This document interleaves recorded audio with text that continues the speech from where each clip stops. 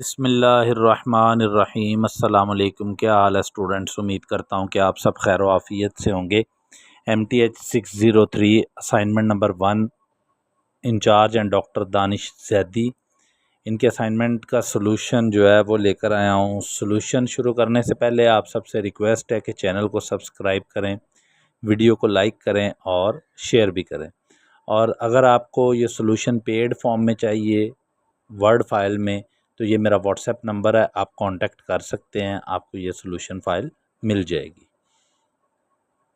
Total 5 question है, शुरू करते हैं वन बाय वन। पहला क्वेश्चन है, कहता है convert the decimal number 0.51214 to binary number, only perform 5 steps, या 5 आइट्रेशंस आपने करनी है। ठीक हो गया।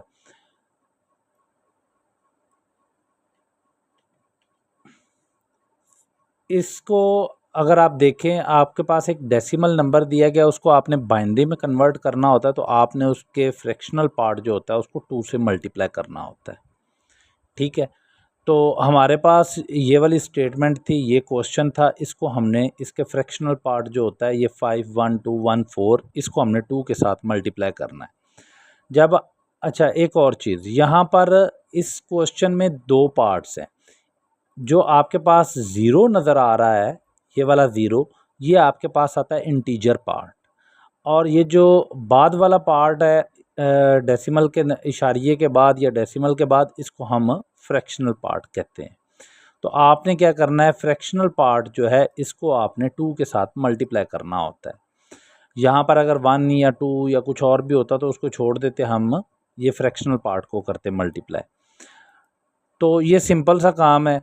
स्टेप 1 है, उसमें हमने क्या किया कि मल्टीप्लाई किया, हमारे पास आंसर आ गया 1.02428। तो उसमें से हमने इंटीजर पार्ट को अलहदा कर लिया और फ्रैक्शनल पार्ट को हमने अलहदा कर लिया। फिर अगेन स्टेप 2 में हमने फ्रैक्शनल पार्ट को ही 2 से मल्टीप्लाई किया, क्योंकि 5 टाइम करना है हमने। ठीक है, तो ये हमारे पास आ जाएगा स्टेप 2। उसके बाद स्टेप 3 का जो स्टेप 2 का आंसर आएगा, उसका फ्रैक्शनल पार्ट जो होगा उसको हमने स्टेप 3 में 2 के साथ मल्टीप्लाई करके आंसर ले आना है। इसी तरह ही जो स्टेप 3 का आंसर है उसको हमने स्टेप 4 में 2 के साथ मल्टीप्लाई करना है, और इंटीजर पार्ट को अलहदा कर लेना है और फ्रैक्शन को अलहदा कर लेना है। उसके बाद स्टेप 5 में हमने क्या करना है कि जो हमारे पास फ्रैक्शनल पार्ट है स्टेप 4 का, उसको हमने 2 से मल्टीप्लाई करके इंटीजर को अलग कर लिया और फ्रैक्शनल को अलग कर लेना है। ठीक हो गया। जब हमने इंटीजर को अलग कर लिया, उसके बाद हमने इसको लिखना भी है। लिखने का तरीकाकार ये होता है कि हमने ऊपर से नीचे की तरफ लिखना होता है, मतलब 0.1000 और ये फिर 0। ठीक है, और ये हमारे पास इसकी बेस में 2 आ जाएगा। ये हमारा जो है फर्स्ट क्वेश्चन था। हमने सिर्फ 5 आइट्रेशन करनी थी, 5 स्टेप करने थे, इसलिए हमने यहीं पे ही इसको स्टॉप कर दिया है। ओके, अब नेक्स्ट क्वेश्चन है हमारे पास। नेक्स्ट क्वेश्चन देखते हैं। कहता है find the root of the function F of x is equal to X cube minus 2x minus 5 in the interval 2, 3। Use the bisection method to find x2। ठीक हो गया। हमारे पास गिवन एक फंक्शन है और इंटरवल दिया हुआ है। सबसे पहले तो हमने ये चेक करना है कि आया हमारा क्वेश्चन ये आगे चलेगा या नहीं चलेगा। उसको चेक करने के लिए ये फर्स्ट स्टेप है और ये लाजमी करना होता है। ठीक है, ये ना हो कि आप ये स्टेप ना करो और सारा क्वेश्चन खपते रहो और एंड पे जवाब ये निकले कि जी आपका सवाल ही हल नहीं हुआ। तो फर्स्ट स्टेप जो है, आपने ये फाइंड करना होता है कि आपका क्वेश्चन चलेगा आगे या नहीं चलेगा। उसके लिए आपने क्या करना होता है, फंक्शन जो आपको गिवन होता है उसमें आपने इंटरवल्स की वैल्यू पुट करनी है जो आपको गिवन होती है, और उनमें से एक का आंसर माइनस में आना चाहिए और एक का प्लस में आना चाहिए। ठीक है, कोई भी हो सकता है, ऊपर वाला F2 जो है वो प्लस आ सकता था, F3 माइनस में आ सकता था, कुछ भी आ सकता था। ठीक है, अगर तो आपका आंसर इस तरह आ रहा है तो फिर आपके जो रूट्स हैं वो एग्जिस्ट करेंगे जो आपको इंटरवल दिया गया है। उसके बाद हमने इसमें x1 फाइंड करना है। क्या बाइसेक्शन में टू फाइंड x2 करना है ना, तो x2 फाइंड करने के लिए हमें सबसे पहले x1 फाइंड करना पड़ेगा। x1 फाइंड करने के लिए हमारे पास जो फार्मूला होता है वो हमारे पास ये है कि हमने इंटरवल्स को जमा करना होता है और 2 पे डिवाइड कर देना होता है, मतलब मिड पॉइंट फार्मूला जिसको हम कहते हैं वो करना होता है। तो हमारे पास आंसर आ जाएगा 2.5। फिर हमने इस 2.5 को जो गिवन फंक्शन है उसके अंदर वैल्यू पुट करनी है। मसलन एफ ऑफ एक्स हमारे पास गिवन था ना, इसमें जहाँ जहाँ एक्स आ रहा है वहाँ वहाँ पर हमने 2.5 पुट करते जाना है। जब आपने 2.5 पुट करना है तो सिंप्लीफाई करेंगे तो आंसर आपके पास 5.625 आ जाएगा। उसके बाद आपके पास जो नए रूट्स आ जाएंगे वो ये आ जाएगा कि 2.5 आपके पास एक नया रूट आ जाएगा, 3 की जगह पर आपके पास 2.5 आ जाएगा। अब आपने x2 फाइंड करना है तो उसके लिए आपको नए सिरे से फॉर्मूला जो है वो लगाना पड़ेगा। तो उसमें आपने 2.5 वैल्यू पुट करनी है 3 की जगह पर। ठीक हो गया, तो उसको सिंप्लीफाई करेंगे तो 2.25 आ जाएगा। आंसर आसान है, इतना मुश्किल नहीं है, क्वेश्चन आसान है सॉरी। उसके बाद आपने x2 के लिए भी फंक्शन के अंदर वैल्यू पुट करनी है और देखना है कि आपका आंसर जो है वो प्लस में आ रहा है या माइनस में आ रहा है, क्योंकि जो 2 के साथ आंसर है वो हमारा माइनस में आ रहा है, वो हमारा माइनस में आ रहा है, तो दूसरा प्लस में आना चाहिए हमारा, तो वो हमारा प्लस में आ रहा है। इट्स मीन कि आपका x2 जो है वो यही है। इसके बाद क्वेश्चन नंबर 3 है, वो कहता है एफ ऑफ एक्स आपको गिवन है, एक्स नॉट और x1 गिवन है, और वो कहता है using false position method to find x2 find करना है आपने। गिवन डाटा में फंक्शन गिवन है, एक्स नॉट और x1 गिवन है। सबसे पहले आपने फंक्शन की वैल्यू निकालनी है कि आया आपका क्वेश्चन आगे चलेगा या नहीं चलेगा। तो एक 0 आ रहा है और एक 5 आ रहा है, मतलब काम चल जाएगा आपका। उसके बाद फॉल्स पोजीशन जो फार्मूला होता है वो आपके पास है x2 के लिए, x2 is equal to X nought into F of x1 minus x1 F of X nought over F of x1 minus F of X nought. ठीक हो गया।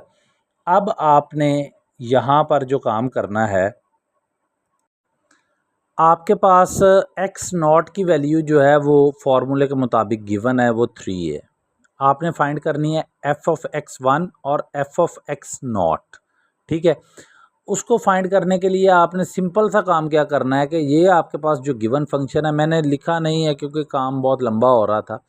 एफ ऑफ एक्स की जगह पर एक्स नॉट फाइंड करना है, तो x की जगह पर एक्स नॉट की वैल्यू जो है आपके पास एक्स नॉट यहाँ पे लिखना है, और आगे एक्स की जगह पर एक्स नॉट की वैल्यू जो 3 आ रही है, एक्स की जगह पर वो 3 पुट करते जाना है। तो आपके पास जो आंसर आ जाएगा वो एफ ऑफ एक्स नॉट जो है वो 0 के इक्वल आ जाएगा। इसी तरह ही एफ ऑफ x1 फाइंड करने के लिए आपने x की जगह पर 4 पुट करते जाना, तो आपके पास आंसर 5 आ जाएगा। सिंप्लीफाई करेंगे तो आपके पास फाइनल आंसर जो x2 है वो आपके पास 3 आ जाएगा। क्वेश्चन नंबर 4 है, find the roots of the function F of x is equal to cos x minus x starting with x naught is equal to 0.5 using Newton Raphson method only 1 iteration. एक iteration हमने करनी है। Function हमारे पास f of x is equal to cos x minus x है, और हमारे पास जो स्टार्टिंग था इनिशियल पॉइंट है एक्स नॉट, वो हमारे पास है 0.5। उसके बाद एक्स नॉट आपके पास गिवन है, फॉर्मूला आपके पास x1 is equal to X nought minus F of X nought over F dash X nought के आता है। अब यहाँ पर हमें एफ डैश एक्स जो है वो भी फाइंड करना है, क्योंकि हमारे पास एक्स जो है वो इक्वल है कॉज एक्स माइनस एक्स के। तो एफ डैश एक्स मतलब कि एफ ऑफ एक्स का डेरिवेटिव जो है वो माइनस साइन एक्स माइनस 1 आ जाएगा। उसके बाद हमने एक्स नॉट की एफ ऑफ एक्स नॉट की वैल्यू फाइंड करनी है और एफ डैश एक्स नॉट की वैल्यू फाइंड करनी है। तो एक्स नॉट हमारे पास 0.5 है, तो 0.5 पूरे कॉज एक्स साइन एक्स वाली में पुट करेंगे तो आपके पास आंसर ये वाला आ जाएगा 0.3776, और ये माइनस 1.479।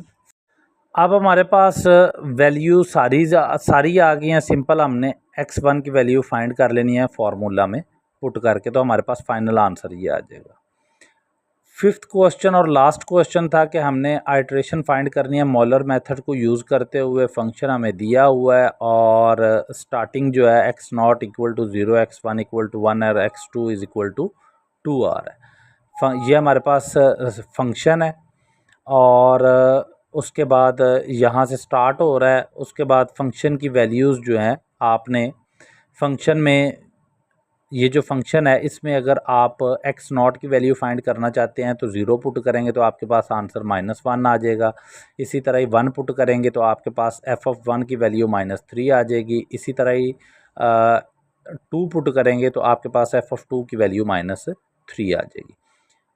उसके बाद आपने h की वैल्यू फाइंड करनी होती है और h की वैल्यू जो होती है h0 और h1 फाइंड करना है आपने। h0 जो है वो आपके पास इक्वल होता है x1 माइनस x0 के। तो x1 हमारे पास 1 है, माइनस x0 जो है वो 0 के है, तो आपके पास आंसर आ जाएगा 1।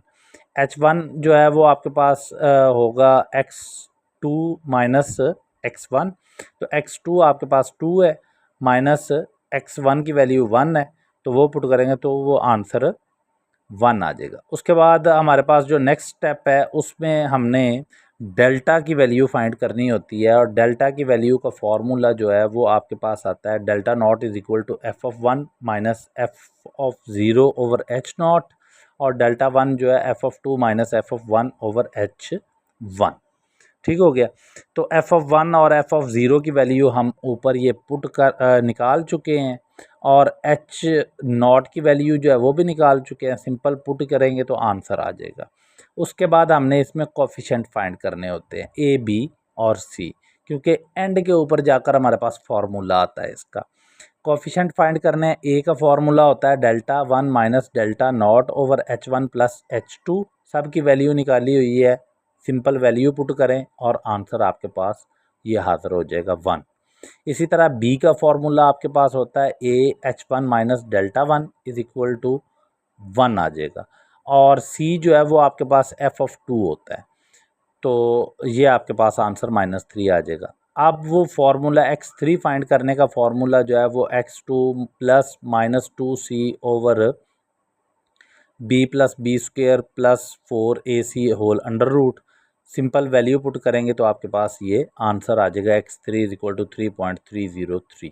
ये आपकी असाइनमेंट थी। आई होप कि आपको समझ आई होगी। मैंने समझानी होती है असाइनमेंट, मैंने स्टेटमेंट के ऊपर टाइम ज़ाया नहीं करना होता क्योंकि इंस्ट्रक्शन सब की सेम होती है, तो मैं उस पर टाइम ज़ाया नहीं करता। मेरा काम होता है कि स्टूडेंट को समझा दे, कम से कम अगर वो ये वीडियो देख रहा है तो उसको कुछ ना कुछ तो याद हो जाए। तो अगर आपको ये वाली असाइनमेंट पेड चाहिए तो ये मेरा व्हाट्सएप नंबर है, आप कांटेक्ट कर सकते हैं। मिलते हैं बहुत जल्द नेक्स्ट वीडियो के साथ, तब तक के लिए दुआओं में याद रखें। अल्लाह हाफिज़।